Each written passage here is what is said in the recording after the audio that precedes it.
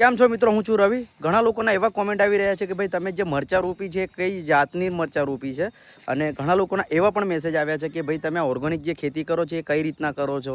હવે હું તમને એક વાત તો સ્પષ્ટ જણાવવા માંગુ છું કે જો હું પણ નવો જ છું અને લગભગ 1.5 થી 2 વર્ષ જ આપણે ઓર્ગેનિક ખેતીનું કામ ચાલુ કર્યું છે, અને આપણે બી એટલું કોઈ એક્સપિરિયન્સ છે જ નથી. એટલે અમે કેવું કે ભાઈ નવું ટ્રાય કરતા રહીએ છીએ, નવું શીખતા જઈએ છીએ. અમે પણ તમારા જેવા જ છે ભાઈ.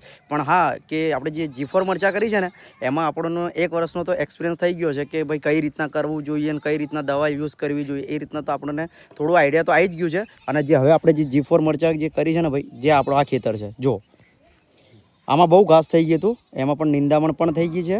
અને હવે આમાં મેં માઇક્રોરાજા દવા છે એ પણ નાખી દીધી છે. સાથે હવે આપણે પણ કોઈ એક્સપિરિયન્સ નથી ભાઈ, આપણે બી નવા જ છીએ. એટલે ભાઈ આપણે G4 મરચા કરી છે ને લગભગ મારા 1700 રોપા જેવા છે. જે આપણે જે મરચા રોપ્યા છે 1700 રોપા છે.